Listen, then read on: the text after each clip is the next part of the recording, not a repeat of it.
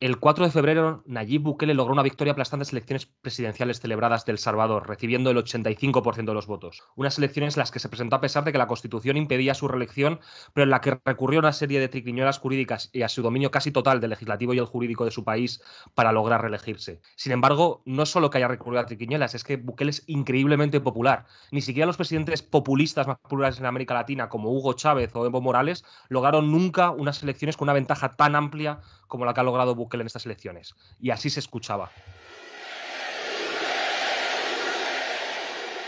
Sin embargo, Nayib Bukele es un líder muy polémico. A pesar de ser uno de los líderes más populares, sino incluso el más popular de Latinoamérica, es también un líder muy problemático, con un montón de sombras en las que cada vez más analistas internacionales están fijando el foco. Para entender cómo es que Bukele ha ganado tanta popularidad y por qué incluso otros líderes de otros países, no solo latinoamericanos, están hablando de emular su enfoque, es esencial examinar el impacto de sus políticas, especialmente las de seguridad. Esto es Warrior Diplomacy, un podcast sobre relaciones internacionales y geopolítica, y hoy hablamos del caso Bukele.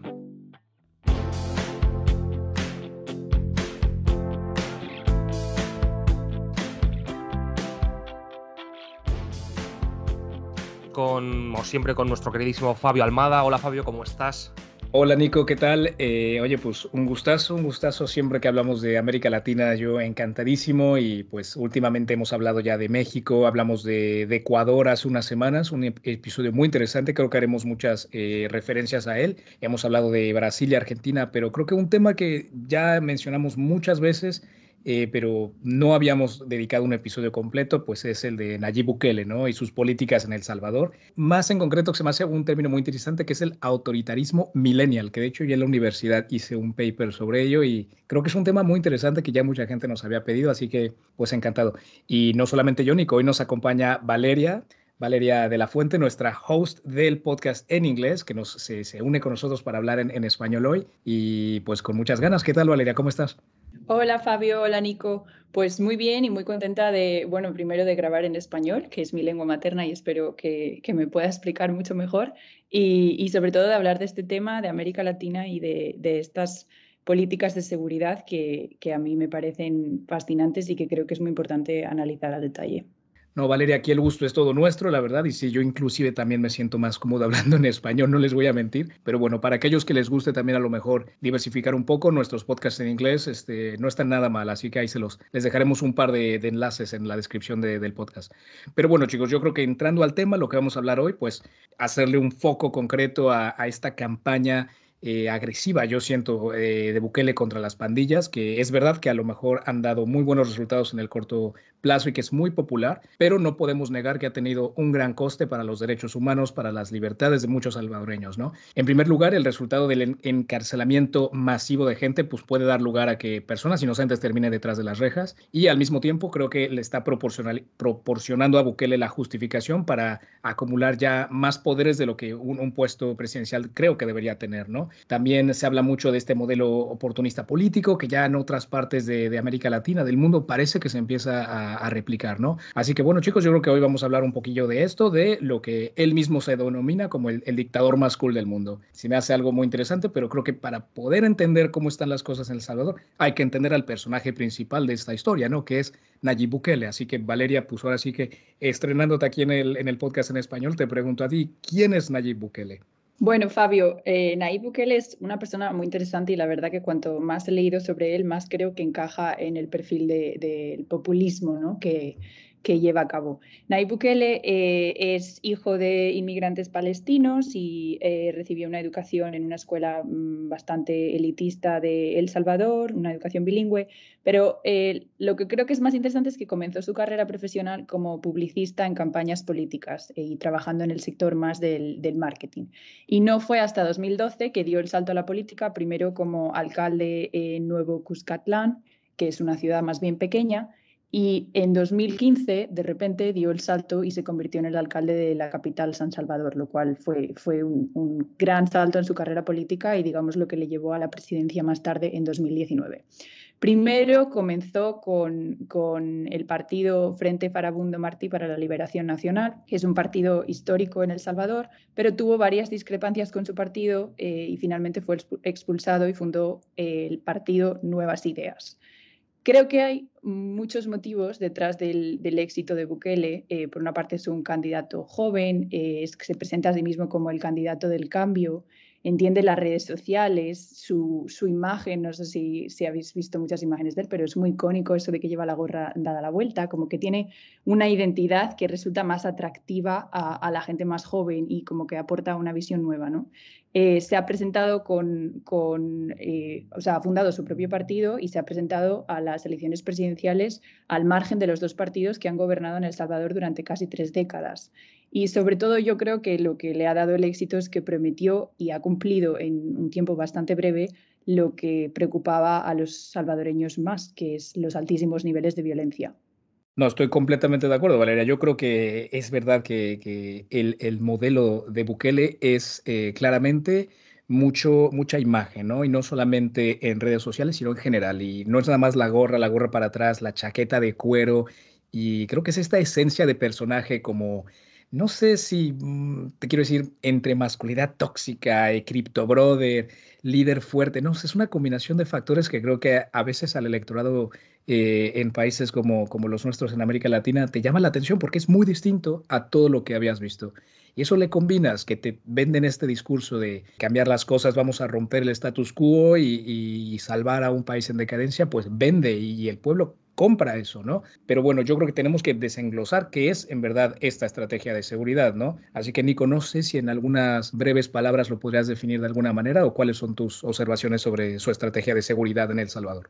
Sí, es importante decir que a pesar de que todos conocemos a Bukele por su estrategia actual de mano dura con las maras, que ahora explicaremos en más profundidad, es importante decir que cuando Bukele llegó al poder, este no era exactamente el plan. Él simplemente se vendía como lo que decimos, como una especie de CEO de una empresa que iba a cambiar la forma en la que se gestionaba El Salvador y al principio, de hecho, el primer plan que tuvo es el primer plan que tendría cualquier CEO, que es negociar. Negociar con estas pandillas o maras, como son comúnmente conocidas en El Salvador.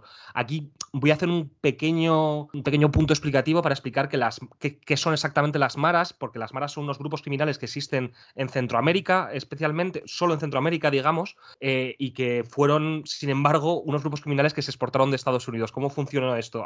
En los 90, principalmente en California, se crearon varios grupos criminales de origen centroamericano y se llamaron a sí mismos maras. Había dos maras principales, la Mara Salvatrucha y la M13. ¿Qué es lo que pasó? Que a lo largo de los 90 el gobierno de Estados Unidos tuvo una política brutal de deportaciones de criminales y esto afectó mucho a los criminales de estas bandas, de las maras, que fueron, digamos, exportados masivamente a El Salvador, a Honduras, a Guatemala, donde con todo lo que habían aprendido de tácticas de extorsión y tácticas criminales en Estados Unidos, aplicaron ese poder a los países de Centroamérica. ¿Qué es lo que pasó? Que estos países desde hace décadas son los países con unas tasas de criminalidad más altas, unas tasas de homicidios más altas, y ante esta situación, Bukele lo primero que pensó es: voy a negociar con estos grupos para buscar una fórmula para que dejen de matar a tanta gente.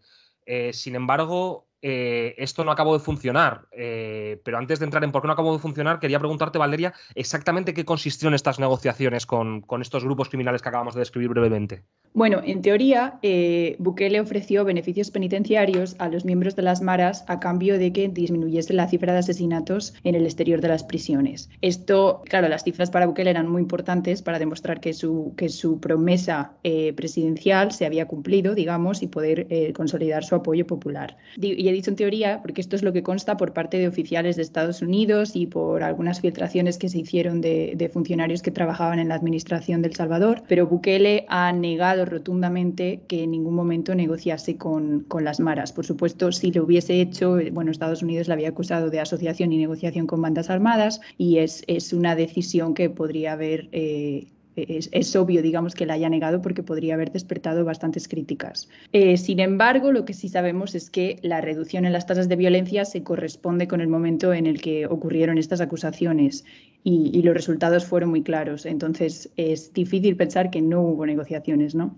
Esto, como he dicho, le ayuda a consolidar su popularidad y a afianzar su poder. Fue aquí cuando retiró algunos cargos del Tribunal Supremo y al fiscal general que estaba investigando a su gobierno por un caso de corrupción.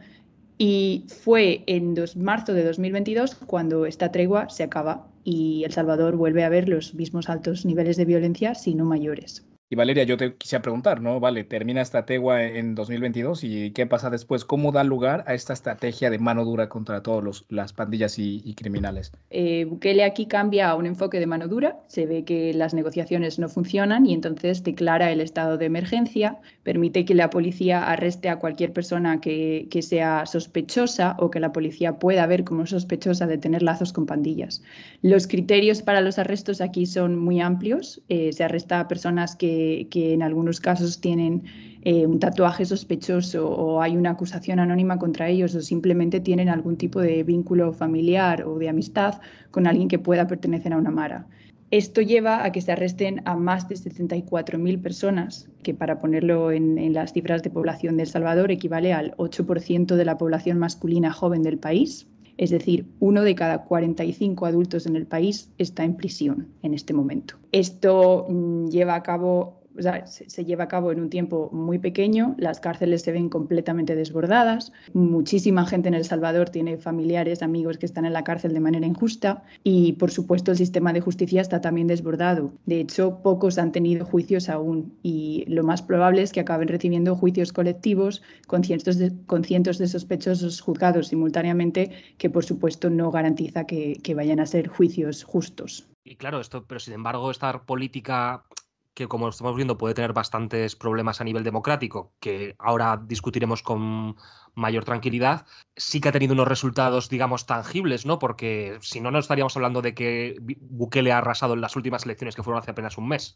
Es que yo creo, Nico, que ahí está el dilema, ¿no? Porque al final, si lo ves desde esa perspectiva, o yo si soy un ciudadano en El Salvador que me siento tan vulnerable y el crimen está al orden del día, normal que si meten a todo mundo a la cárcel, pues te sentirás más tranquilo y resultados tendrá. La cosa es eso, o sea, que al final erosionas, lo que hablamos a hablar en unos minutillos, erosionas estas normas, estas leyes o las ignoras, empiezan a ver, yo qué sé, comienzas con este estilo de encarcelamientos masivos, pero luego empiezas a dar paso a, quién sabe, ejecuciones clandestinas, a ya jueces politizados al 100%, ¿no? Y ahora es verdad que el ataque es en contra de las pandillas, pero y el siguiente que llegue después de Bukele, o inclusive el mismo Bukele, deja de ir contra ellos y empieza a ir en contra de su oposición o en contra de la prensa libre. O sea, yo creo que eso es lo que tenemos que criticar mucho, ¿no? Que al final, vale, a lo mejor tendrá resultados hoy en día, pero empieza a salir una caja de Pandora que es muy peligrosa, ¿no? Yo así lo veo, por lo menos, no sé ustedes.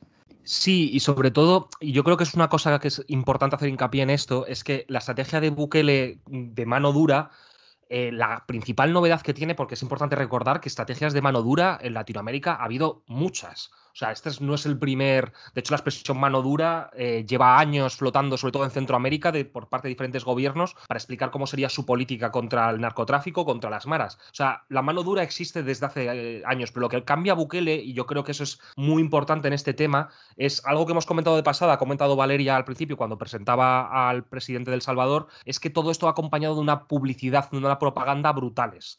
Es decir, no solo se está haciendo mano dura, sino que se está mostrando esa mano dura de forma constante al mundo. O sea, todos hemos visto las fotos de las cárceles de Salvador de cientos de personas rapadas y en calzoncillos, unos pegados a otros. Todo, es que esto ha habido tal publicidad de todo este tema que es que ha habido youtubers conocidísimos como Luisito Comunica que han ido a visitar Sí. las cárceles del Salvador para venderle al mundo cómo está haciéndolo Bukele. O sea, yo creo que es muy importante la propaganda porque, por ejemplo, un mensaje que cuando estaba preparándome para este artículo, una cosa que me llamó bastante la atención es que en un mensaje que dio Bukele a la nación avisó a los líderes de las maras que si seguían cometiendo crímenes, todas las personas que estaban encarceladas en ese momento iban a dejar de recibir comida. Es decir, amenazaba básicamente con Sí. matar de hambre a los presos si las maras no paraban de hacer acciones criminales. Y yo creo que todo este aspecto de redes sociales continuas, de imágenes, de vídeos, de youtubers, de fotos,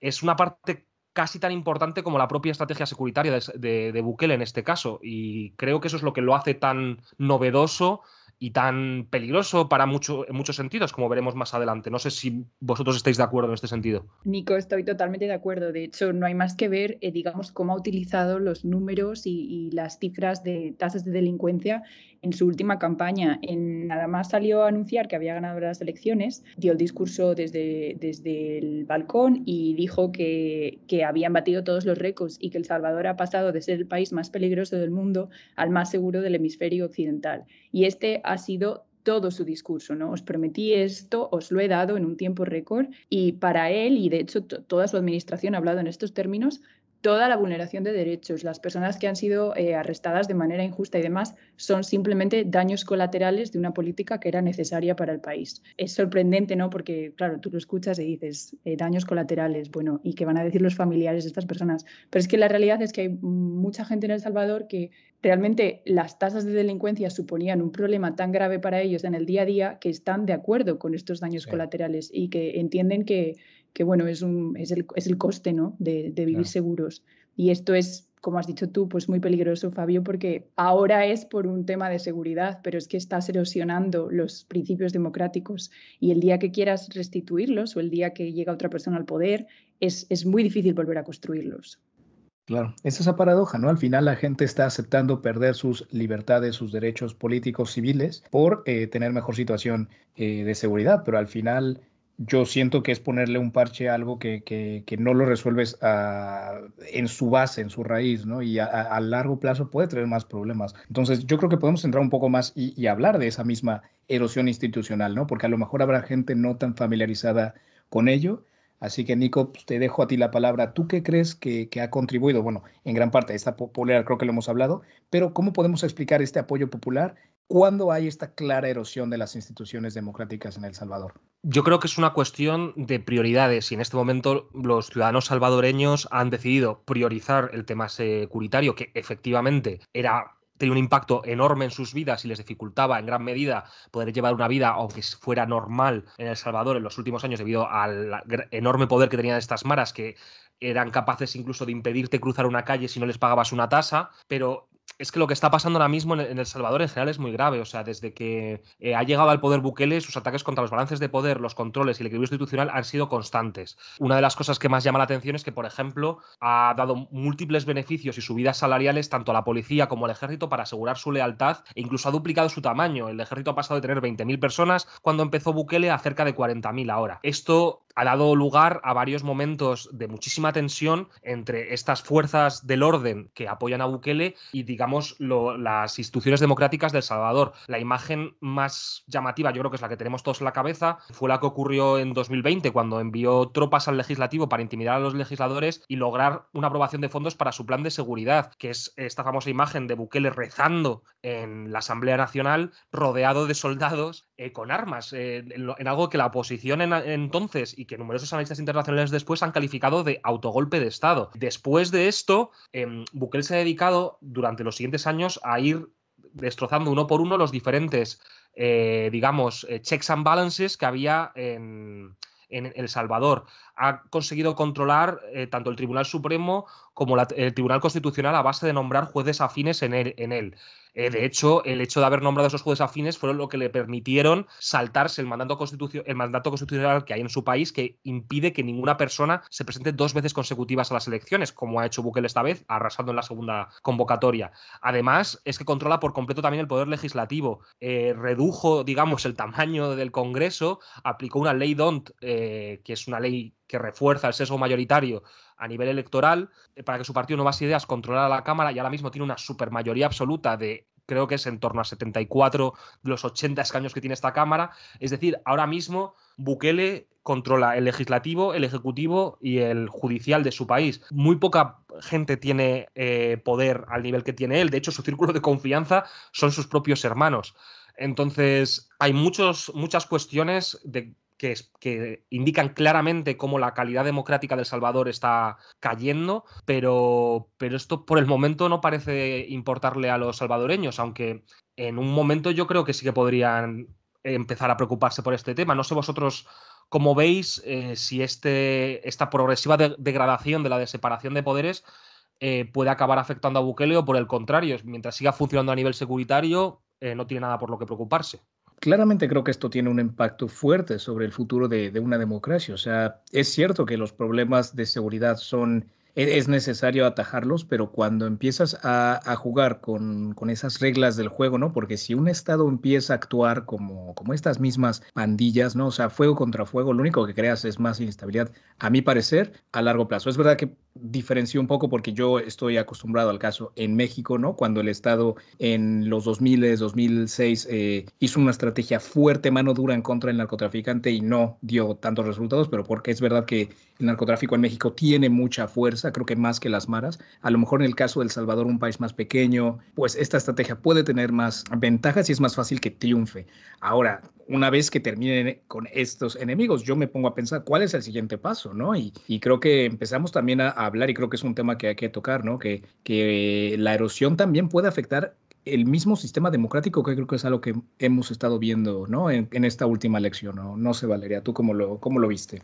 Sí, estoy totalmente de acuerdo y creo que una cosa, un detalle muy interesante en su discurso es que cuando le han acusado de erosionar la democracia o de desmantelar la democracia en El Salvador, su discurso siempre es el de él y el de toda la gente que trabaja con él en su partido, es qué democracia, ¿no? Porque su enfoque lo pone en que la democracia de El Salvador realmente no era una democracia y que aquellos que critican que él está desmantelando la democracia hablan desde la perspectiva de las democracias de Occidente, pero que realmente lo que él está dando al Salvador es lo que El Salvador quiere. Entonces, por lo tanto, tiene toda la legitimidad del mundo para tomar las decisiones que está tomando, aunque ellas estén erosionando a la democracia de la manera en la que nosotros la entendemos. Entonces, creo que ese discurso es muy peligroso, sobre todo porque resuena con los salvadoreños y le está dando una autoridad que efectivamente puede llegar un momento en el que haya llegado demasiado lejos y ya no se puede dar marcha atrás, ¿no? Pero yo te quería preguntar, Nico,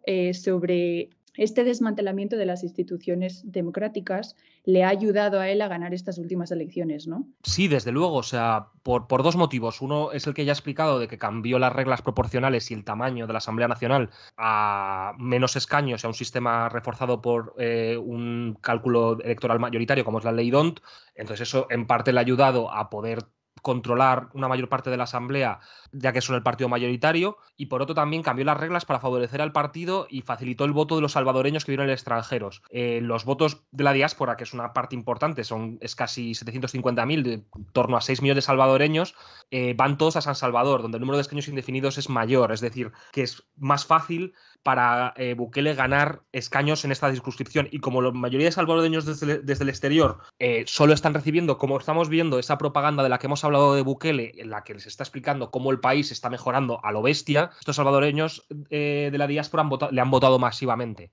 Sin embargo, yo aquí quiero hacer un punto, que es que ahora mismo los salvadoreños no están preocupados y han apoyado masivamente a Bukele porque ha funcionado su estrategia y porque, aunque sea encarcelando probablemente a miles de inocentes, la seguridad en San Salvador ha mejorado. En El Salvador y en San Salvador ha mejorado muchísimo. El problema es que esto no va a valerle a Bukele indefinidamente, porque hay otras preocupaciones. Una vez se acaban los problemas de seguridad, las preocupaciones cambian y los problemas llegan. Y una de las cosas que no han cambiado demasiado mejor es la economía. En el sentido de que Bukele, cuando llegó al poder, también prometió, como este CEO millennial que es, que la economía de El Salvador iba a despegar, iba a ser mucho mejor.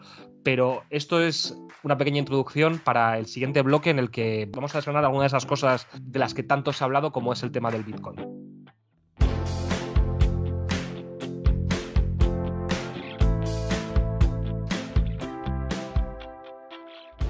Nico, se me hace un tema muy interesante a tocar, porque es verdad que una vez que un candidato enfoca su campaña en un problema concreto, es fácil que la narrativa se vaya en esa dirección, pero como bien lo estamos hablando, esto llega a un punto donde el problema principal a lo mejor se empieza a diferir y, como bien lo dices tú, pues la economía, la situación de la billetera de los salvadoreños, pues comienza a ser algo más importante, ¿no? Y ahí yo creo que en el caso de Salvador no ha tenido las cifras tan positivas como a Bukele le gustaría, ¿no? Se pronostica que sí, que a lo mejor estos años el crecimiento de Salvador sea un poco decepcionante y pues a lo mejor que inclusive sea más bajo que en Honduras y Guatemala, ¿no? Por lo menos en estos 3 años. Ahora parece que Bukele va a querer renegociar un acuerdo con el FMI y a lo mejor seguir atrayendo más inversión extranjera de China, que ha estado ya financiando varios proyectos en El Salvador. También creo que tienen un proyecto de la visa de la libertad, se le llama. Creo que es básicamente dar, ya sabes, a inversores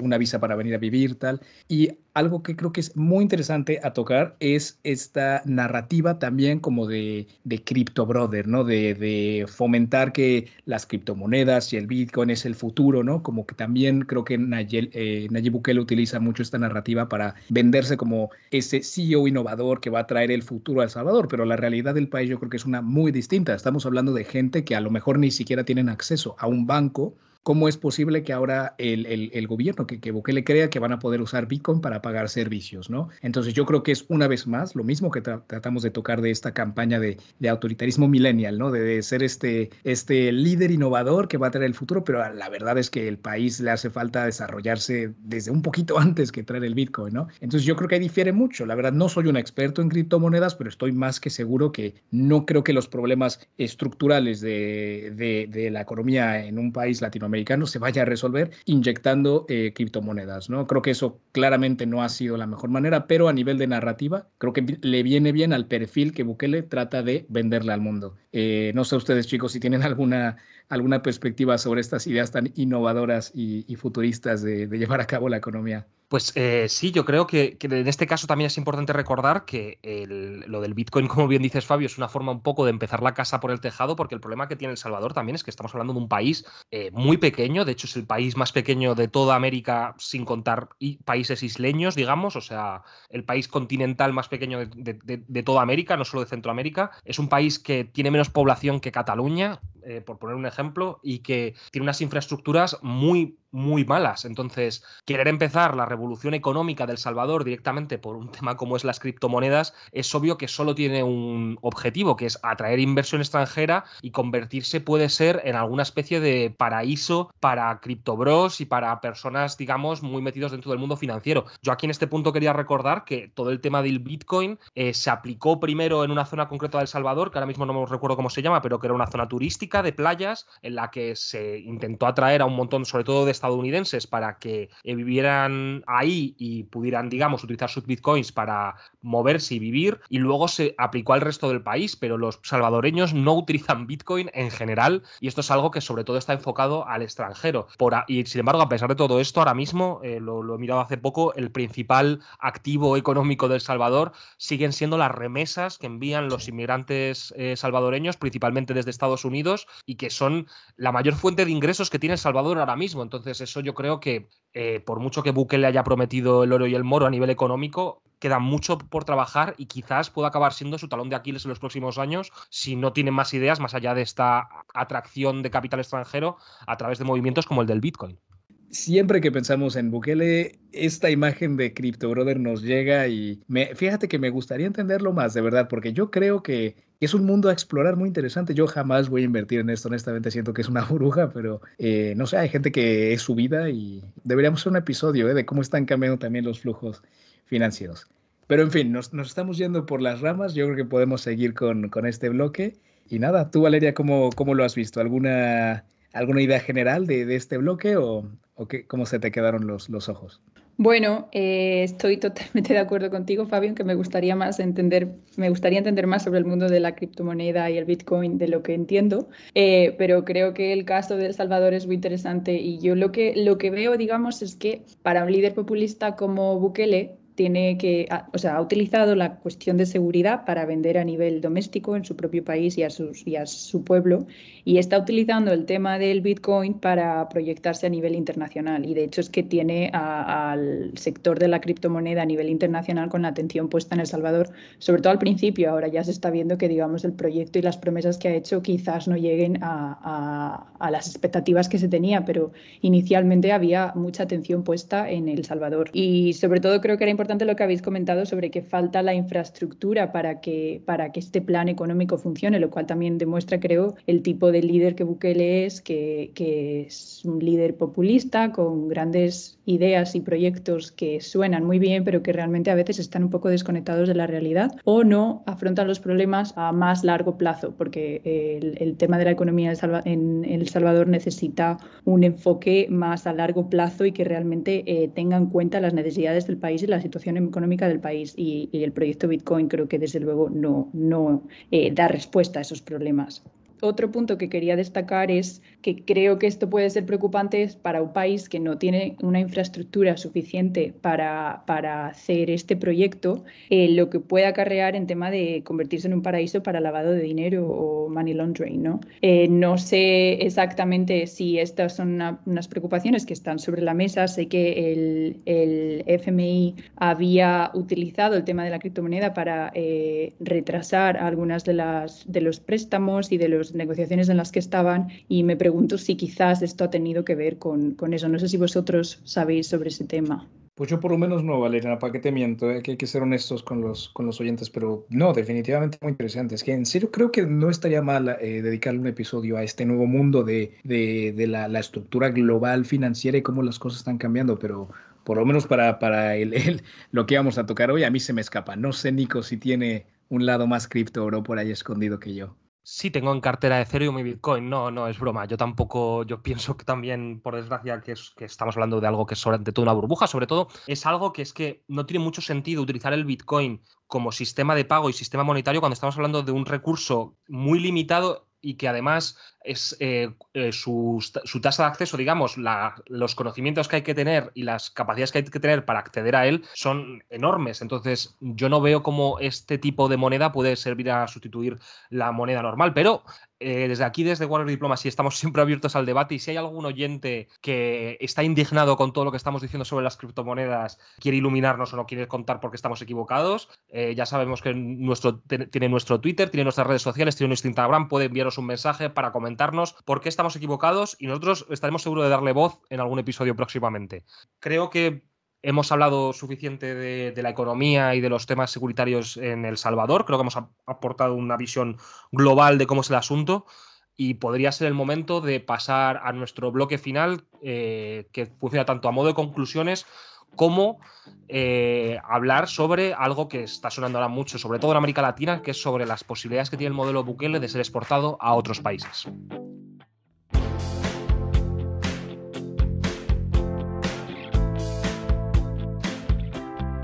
Pues sí, muchachos, ya en este último bloque creo que podemos entrar un poquito en la discusión sobre si el modelo Bukele es algo que se puede exportar, reproducir.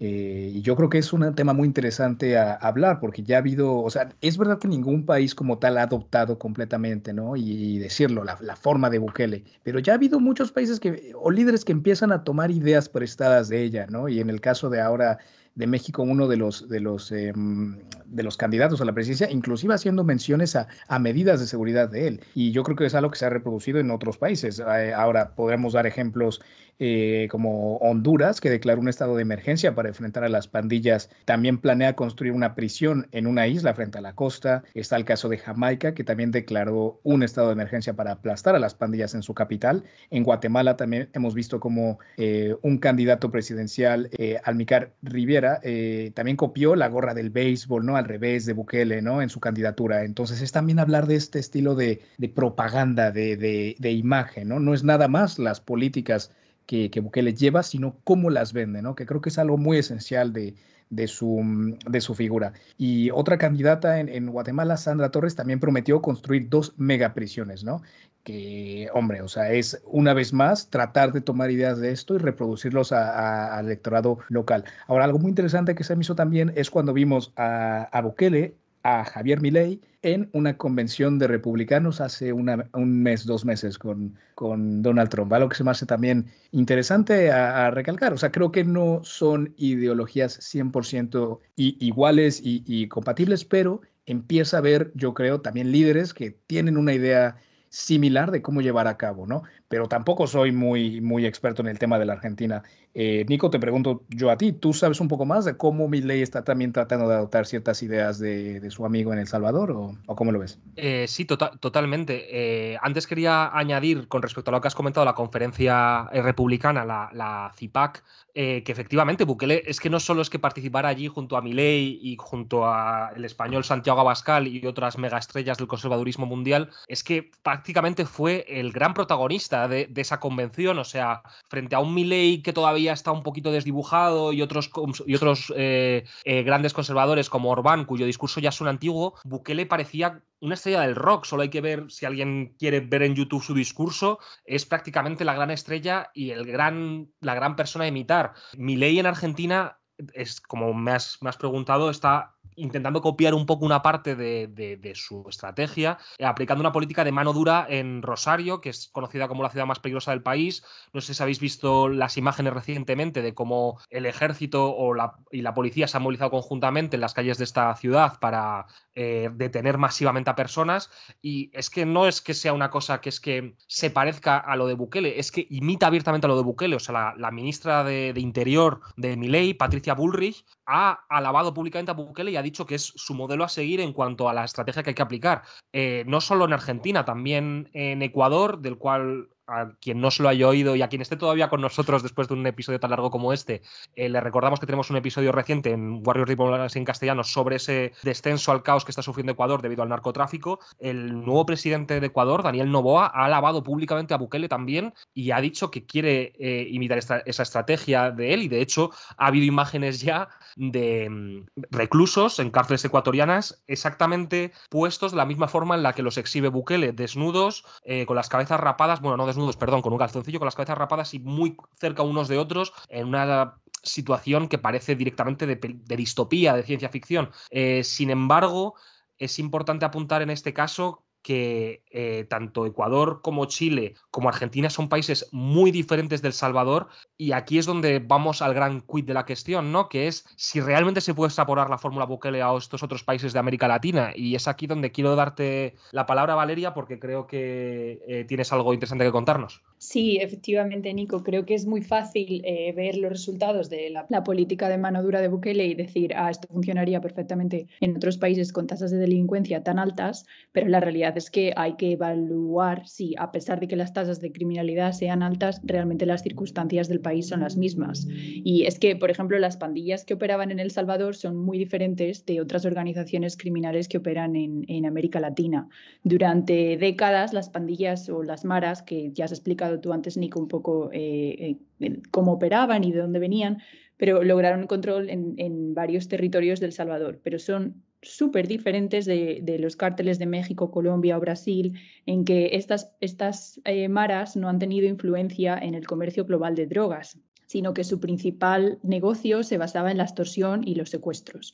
Es cierto que el tráfico de drogas tenía una pequeña proporción hacía una pequeña proporción en ese negocio, pero el grosso se basaba en extorsiones y secuestros.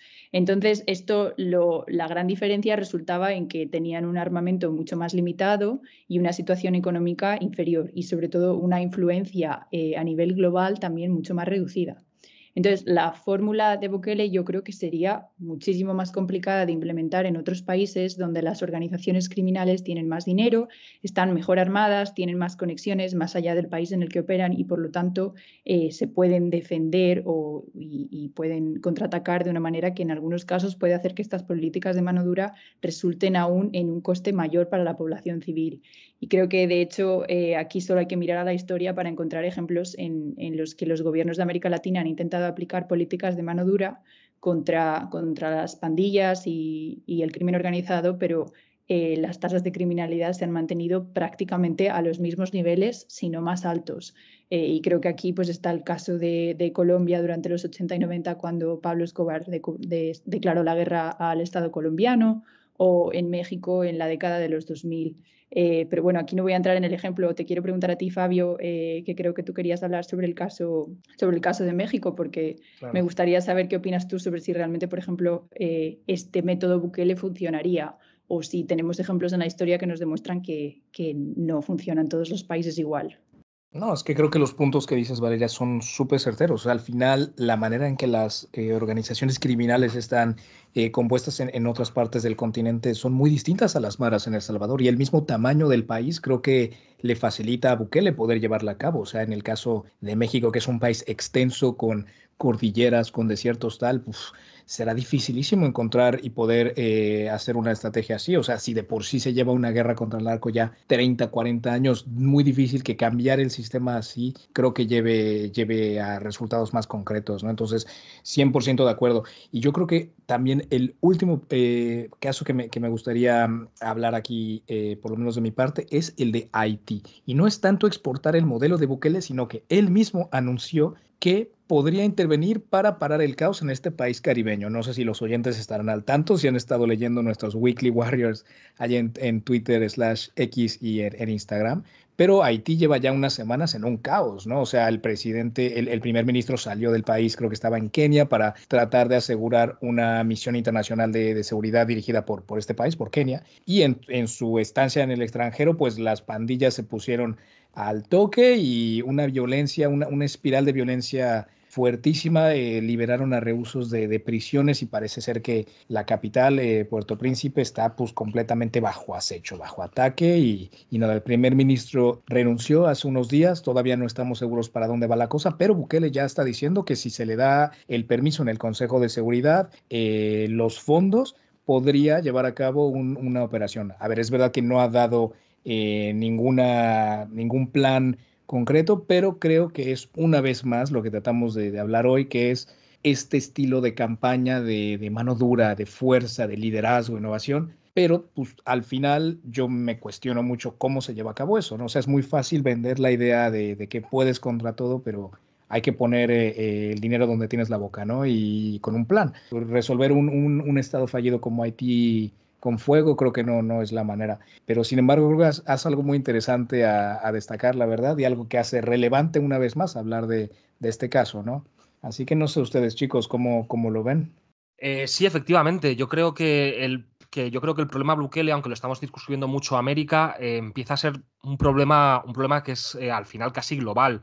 Hace poco, por hablar del caso de España, que es el que conozco particularmente porque vivo aquí, salió una encuesta en España, en el CIS, en el que se preguntaba directamente a las personas qué preferían del Estado. Un Estado en el que no hubiera todas las libertades, pero que el Estado, digamos, de alguna forma proveyera con seguridad y con empleo a la población, o un Estado en el que las libertades estuvieran totalmente garantizadas, pero el Estado no hiciera mucho por proveer seguridad, empleo, etcétera. Los resultados por edad de esta encuesta eran bastante esclarecedores, en el sentido de que las personas más jóvenes, es decir, las personas que en España han vivido siempre en democracia, opinaban mayoritariamente que era mejor vivir en un Estado que te garantizara seguridad, empleo, etcétera, en el que quizás no tuvieras todas las libertades, que al contrario, mientras que las personas más mayores, las que habían vivido el franquismo, su opinión era la contraria. ¿Con esto qué quiero decir? Que creo que en el mundo se están legitimando cada vez más los discursos de gobernantes autoritarios que aseguran que hay que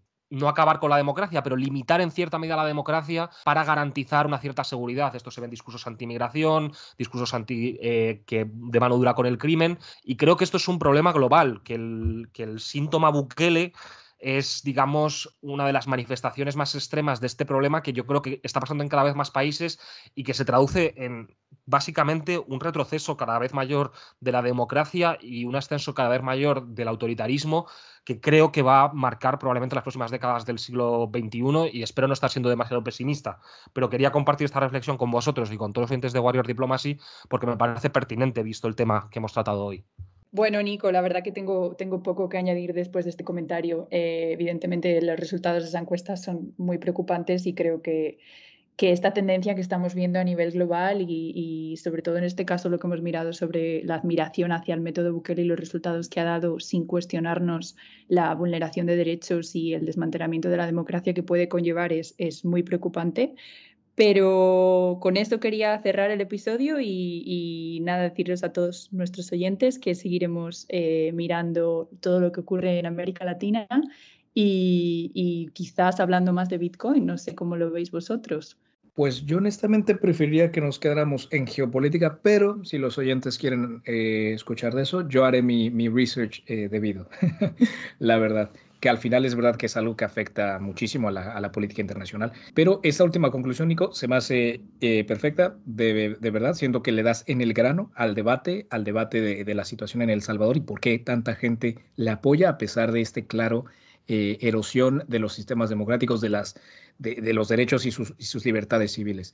Pero bueno, chicos, ha sido un gustazo hablar con los dos. Valeria, bienvenida una vez más al proyecto. Estamos contentísimos teniéndote aquí. Y estando allá en Washington, creo que se vienen cosas interesantes a hablar en 2024, ¿eh? Así que ahí estarás a primera línea de combate para contarnos cómo va todo con las elecciones que lamentablemente marcan la agenda internacional. Muchas gracias, Fabio, y encantada de poder grabar en Warrior Diplomacy en español. Efectivamente, tendremos mucho de lo que hablar este 2024, pero aquí estaremos para seguir informando. Y recuerda, despierta al Warrior que llevas dentro.